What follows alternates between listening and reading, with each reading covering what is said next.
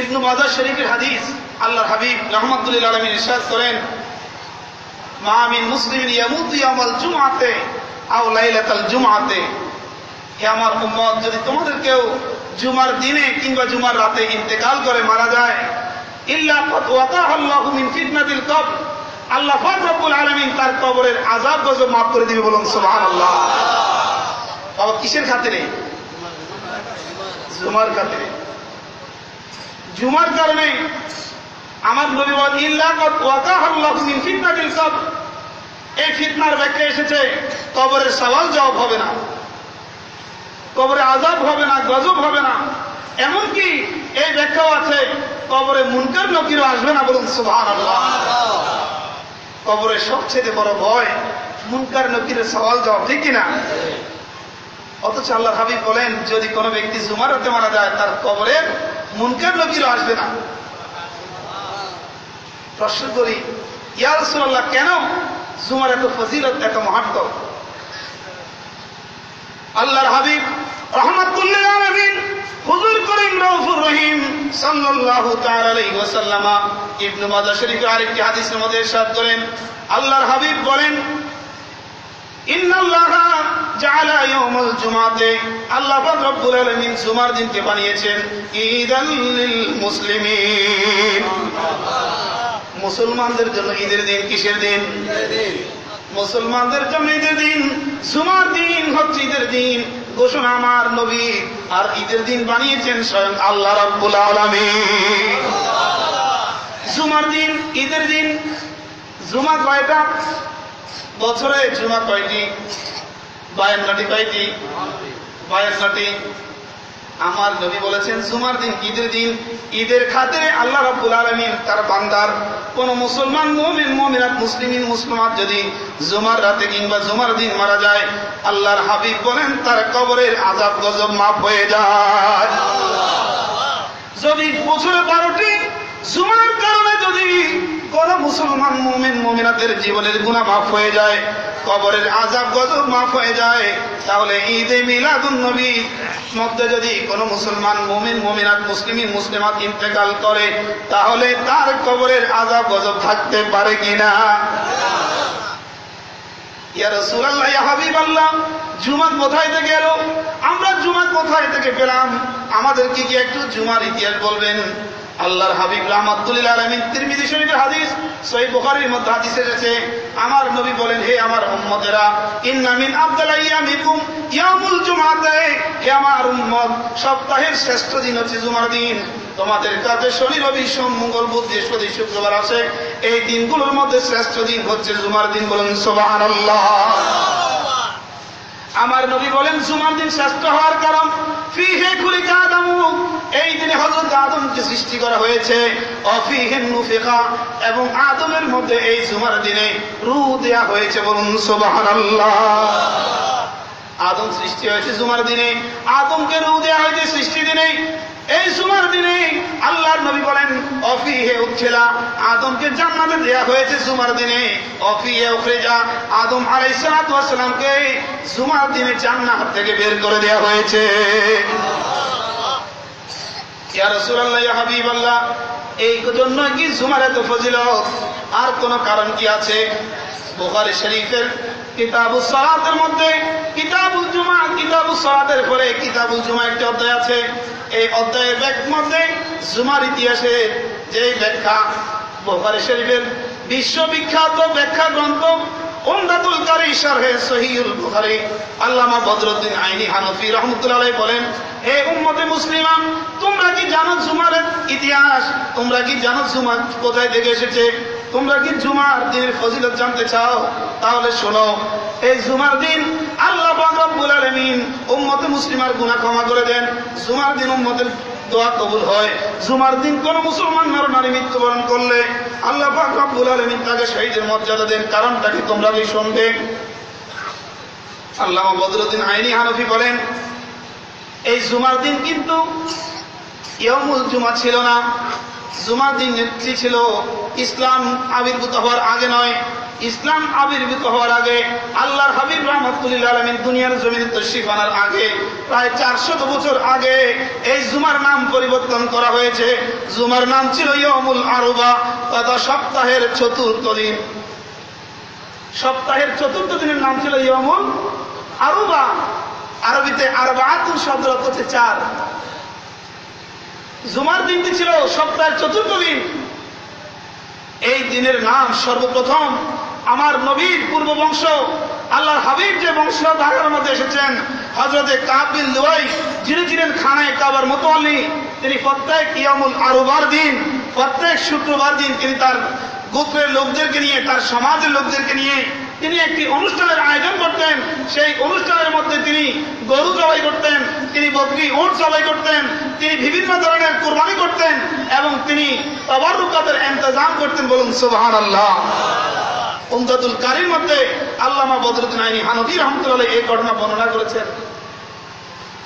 আল্লামা বদরুদ্দিন আইনি হানফি রাহমাতুল্লাহ বলেন, হযরতে কাব বিন লুয়াই তিনি প্রত্যেক ইয়াউমুল আরবা সপ্তাহের চতুর্থ দিনে তিনি কুরবানি করতেন এবং তিনি তার গোত্রের লোকদেরকে নিয়ে একটি অনুষ্ঠান আয়োজন করতেন।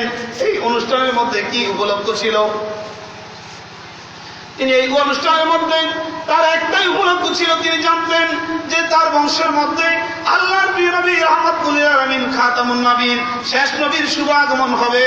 আর শেষ নবীর নাম কি হবে, শেষ নবীর গুণাগুণ কি হবে, শেষ নবীর আলামত কি হবে, সবকিছু তিনি তাওরাত, জবুর, ইনজিল থেকে জেনেছেন। এই কথাগুলো তিনি তার কুরাইশ গোত্রদের সব লোকদেরকে একসাথে করে প্রত্যেক জুমার দিন, প্রত্যেক সপ্তাহের ইয়াউমুল আরবার দিন তিনি জুমার ইতিহাস, আল্লাহ নবী রাহমাতুল লিল আলামিন দুনিয়ার মধ্যে শুভাগমন করবেন, নবীর ঈদে মিলাদুন নবীর আলোচনা করতেন। নবীর ঈদে মিলাদুন নবীর আলোচনা আমার নবী দুনিয়ায় আসার আগ থেকে শুরু হয়েছে। বলুন সুবহানাল্লাহ। আল্লাহর হাবিব রাহমাতুল লিল আলামিন দুনিয়ার মধ্যে আগমন করবেন, মক্কাতুল মুকাররমায় আগমন করবেন, কুরাইশ গোত্রের মধ্যে আগমন করবেন। তিনি জানতেন। তিনি তার গোত্রের লোকদেরকে বললেন, হে আমার গোত্রের লোকেরা, এই দিনটার নাম হচ্ছে ইয়াউমুল আরবা, সপ্তাহের চতুর্থ দিন। আমি চাই এই দিনটার নাম পরিবর্তন করতে। এই দিনের নাম পরিবর্তন করে আমি এমন একটি নাম রাখবো যেই নামে তোমরা অতি সহজেই সপ্তাহের এই দিনটির মধ্যে একসাথ হতে পারো। আমি তোমাদেরকে একটি নাম প্রস্তাব করছি। সবাই বলল, হুজুর আপনি যেটা বলবেন আমরা সেটা সমর্থন করব। তখন তিনি বললেন, এই দিনটির নাম আজ থেকে আমি রাখলাম ইয়াউমুল জুমা, তথা একত্রিত হওয়ার দিন, ওয়াজ মাহফিলের দিন। বলুন সুবহানাল্লাহ। তাহলে জুমা আসল কোত্থেকে? আমার নবীর মিলাদুন নবী থেকে। মিলাদুন নবী থেকে যদি জুমা আসে, জুমার কারণে যদি আল্লাহ রাব্বুল আলামিন জুমার দিনকে যদি উম্মতে মুসলিমাতের জন্য ঈদের দিন করে দেন, আর যেদিন নবীর শুভ আগমন হয়েছে ওই দিন কি জুমা ঈদের দিন হতে পারে না? ওই দিন ঈদের দিন কিনা? অবশ্যই ওই দিন ঈদের দিন। এই ঈদ মিলাদুন নবী এটি নতুন কোনো কারণ নয় বাবা, নতুন কোনো সৃষ্টি কিছু নয়। কুরআনুল কারীম সূরা আলে ইমরানের 81 নম্বর আয়াতের মধ্যে আল্লাহ রাব্বুল আলামিন সর্বপ্রথম ঈদ মিলাদুন নবী পালন করেছেন। এই আয়াতে কারিমাকে বলা হয় আয়াতে মিসাক, বলা হয় অঙ্গীকারনামা, ওয়াদারনামা। আল্লাহ রাব্বুল আলামিন আলমে আরওয়ার মধ্যে যত নবী এবং রাসূল আছে সবাইকে একসাথ করলেন, যত ফেরেশতা আছে ফেরেশতাদেরকে একসাথ করলেন। একসাথ করে আল্লাহ রাব্বুল আলামিন একটি আজিমুস শান মাহফিল আয়োজন করেছেন। যে মাহফিলের সভাপতি ছিলেন আমার আল্লাহ, আর প্রধান অতিথি ছিলেন আল্লাহর প্রিয় নবী রাহমাতুল লিল আলামিন হাবিবুল্লাহ। বলুন সুবহানাল্লাহ। আর গেস্ট অতিথি ছিল যত নবী এবং রাসূল, আর খাদেম ছিল সমস্ত মালায়েকা। বলুন সুবহানাল্লাহ। কুরআনুল কারীম সূরা আলে ইমরান 81 নম্বর আয়াত কারিমার মধ্যে আল্লাহ রাব্বুল আলামিন ইরশাদ করেছেন, ওয়াইজ আখাযাল্লাহু মিসাকান নাবিয়্যিন, আমার হাবিব আপনি স্মরণ করুন ওই সময়ের কথা যখন আল্লাহ পাক রব্বুল আলামিন আদম আলাইহিস সালাতু ওয়াস সালাম থেকে শুরু করে হযরত ঈসা রূহুল্লাহ আলাইহিস সালাতু ওয়াস সালাম পর্যন্ত সমস্ত নবী এবং রাসূলকে একসাথ করেছেন। একসাথ করে সবাই থেকে কয়েকটি ওয়াদা নিয়েছেন। বলুন সুবহানাল্লাহ।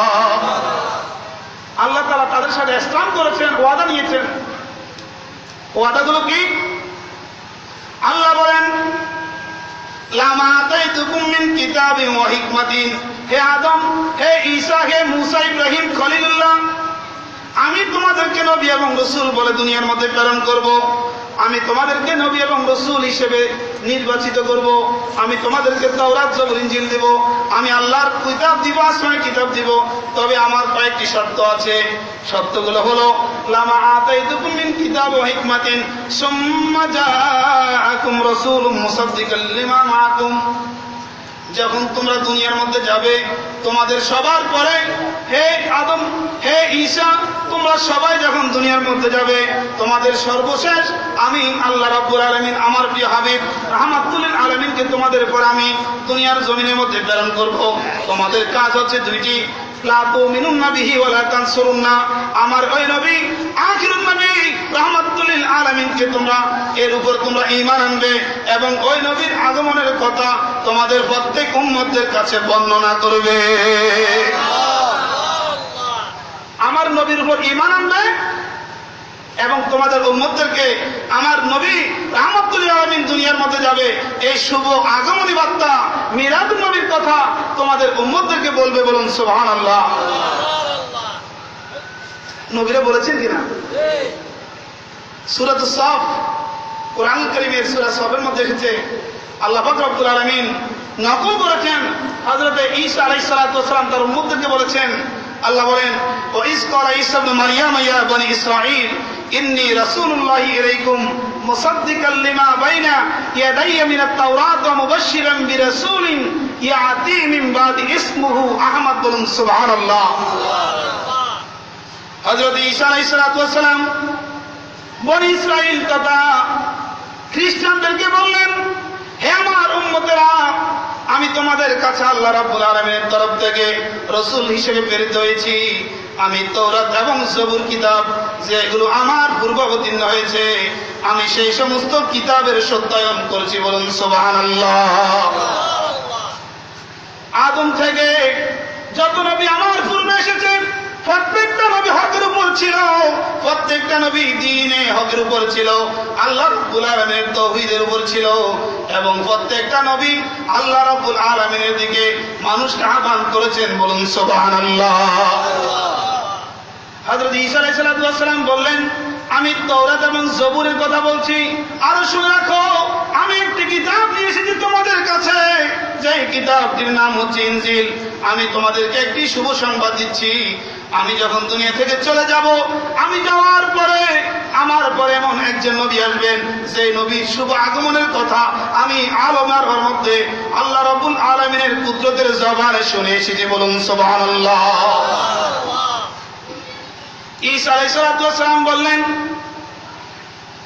ও মুবাশশিরান, আমি তোমাদেরকে শুভ সংবাদ দিচ্ছি বিরাসূলিন, এমন একজন রাসূল যিনি হবেন ইমামুল আম্বিয়া ওয়াল মুরসালিন রাহমাতুল লিল আলামিন, যে নবী আমি ঈসা আলাইহিস সালাতু ওয়াস সালামের পরে শুভ আগমন করবেন।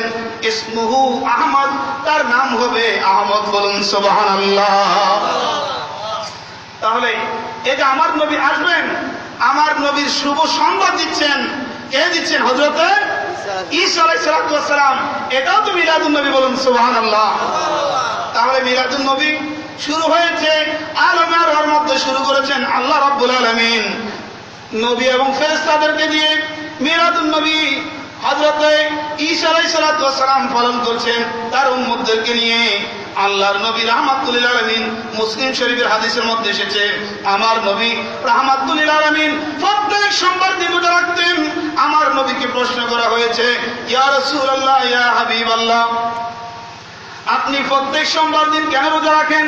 আল্লাহর হাবিব রাহমাতুল লিল আলামিনকে বলা হলো, সুইলা রাসূলুল্লাহ সাল্লাল্লাহু আলাইহি ওয়াসাল্লাম আন সাওমি ইয়াউমিল ইসনাইন, ইয়া রাসূলুল্লাহ, আপনি সোমবার দিন কেন রোজা রাখেন? আল্লাহর হাবিব বললেন, ফিহি উলিদতু ওয়া ফিহি উনজিল আলাইয়া, এই সোমবার দিন আল্লাহ রাব্বুল আলামিন আমি নবীকে শুভ আগমন করিয়েছেন। বলুন সুবহানাল্লাহ। আমি সোমবার দিন আমার বিরাদত হয়েছে, ওয়া ফিহি উনজিল আলাইয়া, এই সোমবার দিন আমি নবীর উপর কোরআনুল কারীম অবতীর্ণ হয়েছে, আল্লাহ রাব্বুল আলামিনের শুকরিয়া দান। এই জন্য আমি আমার মিলাদুন নবীর শুকরিয়া এবং কোরআনুল কারীম পেয়েছি, এই দুটির শুকরিয়া স্বরূপ আমি প্রত্যেক সোমবার দিন রোজা রাখি। বলুন সুবহানাল্লাহ। শুধু তাই নয়, আমার নবী রাহমাতুল লিল আলামিন মিলাদুন নবী পালন করেছেন। শুধু কি তাই, আমার নবীর সাহাবায়ে কেরাম মিলাদুন নবী পালন করেছেন। হযরত সাইয়্যিদনা আবু দারদা রাদিয়াল্লাহু তাআলা হতে বর্ণিত হাদিস, তিনি বলেন, কুনতু মা'আন নবী সাল্লাল্লাহু আলাইহি ওয়াসাল্লাম ইলা বাইত আমিরিল আনসারী। একদিন আমি আল্লাহর হাবিব রাহমাতুল লিল আলামিনের সাথে হযরত আবু আইয়ুব আনসারী রাদিয়াল্লাহু তাআলা আনহুর বাড়িতে গেলাম। আমি গিয়ে দেখতে পেলাম ওয়া ইউআল্লিমু ওয়াকায়া বিলাদাতিন নবী সাল্লাল্লাহু আলাইহি ওয়াসাল্লাম, তিনি তার পরিবার পরিজনকে নিয়ে, তার আত্মীয় স্বজনকে নিয়ে, তার পাড়া প্রতিবেশীদেরকে নিয়ে আমার নবীর মিলাদুন নবীর আলোচনা করছে। বলুন সুবহানাল্লাহ। হযরত আবু দারদা বলেন, আমি আল্লাহর হাবিবের সাথে গেলাম। আমার নবী এই মিলাদ নবীর অনুষ্ঠান দেখে আমার নবী খুশি হলেন। আমার নবী আবু আইয়ুব আনসারীকে লক্ষ্য করে বললেন, হে আবু আইয়ুব আনসারী, ইন্নাল্লাহা ক্বাদ ফাতাহাত আলাইকা আবওয়াবুর রাহমা, আল্লাহ পাক রব্বুল আলামিন তোমার জন্য রহমতের দরজা খুলে দিয়েছে। ওয়াল মালাইকাতু ইস্তাগফিরুনা লাকুম, আর আল্লাহর রহমতের ফেরেশতারা তোমাদের গুনাহ ক্ষমার জন্য আল্লাহর কাছে দুটি হাত তুলে দোয়া করছে। তাহলে মিলাদুন নবী পালন করলে রহমতের দরজা খুলে দেয় কে দেন? আল্লাহ। আর ফেরেশতারাও আল্লাহর কাছে দোয়া করে, আর রব্বুল আলামিন তোমার এই বান্দা, তোমার প্রিয় মাহবুব রাহমাতুল লিল আলামিনের মিলাদুন নবী পালন করছে, আল্লাহ তার জীবনের সমস্ত গুনাহ খাতাগুলো মাফ করে দেয়। বলুন সুবহানাল্লাহ। তাহলে মিলাদুন নবী আল্লাহও করেছেন, এটা সুন্নাতে ইলাহি, আল্লাহর সুন্নাত। কার সুন্নাত? আল্লাহর সুন্নাত। নবীদেরকে নিয়ে করেছেন সুন্নাতুল আম্বিয়া, ফেরেশতাদেরকে নিয়ে করেছেন সুন্নাতুল মালায়েকা, নবীর সুন্নাত ফেরেশতার সুন্নাত। আর স্বয়ং আল্লাহর হাবিব রাহমাতুল লিল আলামিন রোজা রেখে করেছেন এবং আমার নবী মিলাদুন নবী মাহফিলে গিয়েছেন, তাহলে এটা আমার নবীজির সুন্নাত। বলুন সুবহানাল্লাহ। তবে আয়োজনটা কিছুটা ভিন্ন ছিল। সহিহ বুখারী শরীফের হাদিসের মধ্যে এসেছে, হাদিসে কুদসি আল্লাহ পাক রব্বুল আলামিন বলেন, আমার কোন বান্দা যদি আমি আল্লাহকে ইজা যাকারানি ফি নাফসিহি যাকারতুহু ফি নাফসি, আমার কোন বান্দা যদি আমি আল্লাহকে মনে মনে স্মরণ করে, তাহলে আমি আল্লাহ তাকে মনে মনে স্মরণ করি। বলুন সুবহানাল্লাহ। আল্লাহ রাব্বুল আলামিন বলেন, ওয়া ইযা যাকারানি ফি মালাইন, আমার বান্দা যদি আমাকে কোন ওয়াজ মাহফিলের মধ্যে, মজলিসের মধ্যে, কোন মানুষের জমায়েতের মধ্যে স্মরণ করে, যাকারতু ফি মালাইন খায়রিন মিনহু, আমি আল্লাহ আমার বান্দাকে স্মরণ করি আরো উত্তম মজলিস মাহফিলের মধ্যে। বলুন সুবহানাল্লাহ। আয় আল্লাহ রাব্বুল আলামিন, তুমি তোমার বান্দাকে কোন মাহফিলে স্মরণ করো? আল্লাহ রাব্বুল আলামিন বলেন, আমার মাহফিলের মধ্যে আমি আল্লাহ হচ্ছি বক্তা, আর আমার মাহফিলের শ্রোতা হচ্ছে আমার নবী এবং ফেরেশতা। বলুন সুবহানাল্লাহ। নবীর মজলিসে, ফেরেশতার মজলিসে যদি আল্লাহ রাব্বুল আলামিন আমাকে আপনাকে স্মরণ করেন, তাহলে আমার আপনার স্থান কোথায় হবে? আল্লাহর জান্নাতে নাকি জাহান্নামে? জান্নাতে। আল্লাহর জান্নাতে। তাহলে আমার জন্য, আপনার জন্য মিলাদুন নবীর মাধ্যমে আল্লাহর রহমত পাওয়ার যে মাধ্যম আল্লাহ তাআলা খুলে দিয়েছেন, এই মিলাদুন নবী আজও চলমান আছে। বলুন সুবহানাল্লাহ। মিলাদুন নবী মক্কা শরীফ আছে নাকি মদিনা শরীফ আছে, সেটা আমার দেখার বিষয় নয়। আমার দেখার বিষয় হচ্ছে কোরআন এবং সুন্নাহর মধ্যে আছে কিনা। কারণ আল্লাহর হাবিব রাহমাতুল লিল আলামিন সহিহ বুখারীর হাদিসের মধ্যে এসেছে, আমার নবী বলেন, তারাকতু ফীকুম আমরাইন, হে আমার উম্মত, আমি তোমাদের কাছে দুটি জিনিস রেখে যাচ্ছি। লান তাদিল্লু মা ইন তামাসসাকতুম বিহিমা, যতদিন পর্যন্ত এই দুটি জিনিসকে তোমরা আঁকড়ে ধরতে পারবে মজবুত ভাবে, লান তাদিল্লু, ততদিন পর্যন্ত তোমরা পথভ্রষ্ট হবে না, গোমরাহ হবে না। বলুন সুবহানাল্লাহ। আল্লাহর হাবিব বলেন, এক নম্বর হচ্ছে কিতাব আল্লাহে, আল্লাহ তাআলার কিতাব, আল্লাহর কোরআন যদি মজবুত ভাবে ধরতে পারো, কোরআন অনুযায়ী যদি নিজের জীবন করতে পারো, তাহলে তোমাকে দুনিয়ার কোন ফিতনা ফাসাদ তোমাকে স্পর্শ করতে পারবে না। আমার নবী বলেন এই কোরআন মানতে হলে বুঝতে হলে আমার সুন্নাহর প্রয়োজন আছে। 2 নাম্বার হচ্ছে সুন্নতি, আমার সুন্নাতের অনুসরণ করলে কোরআনের অনুসরণ হয়ে যায়। কোরআন এবং সুন্নাহকে যদি মজবুত ভাবে ধরতে পারো, লাম তাদিল্লু, তুমি কোনদিন পথভ্রষ্ট হবে না। বলুন সুবহানাল্লাহ। তাহলে আমরা কোন সমস্যায় পড়লে কোরআন এবং সুন্নাহ থেকে সমাধান করব, এবং কোরআন সুন্নাহ দ্বারা সঠিক ব্যাখ্যা দানকারী হক্কানি রব্বানি উলামায়ে কেরাম, আমরা তাদের কাছে দ্বারস্থ হব, তাদের কাছে আমরা সমাধানের জন্য যাব। কারণ আল্লাহ রাব্বুল আলামিন আমাদেরকে শিক্ষা দিয়েছেন,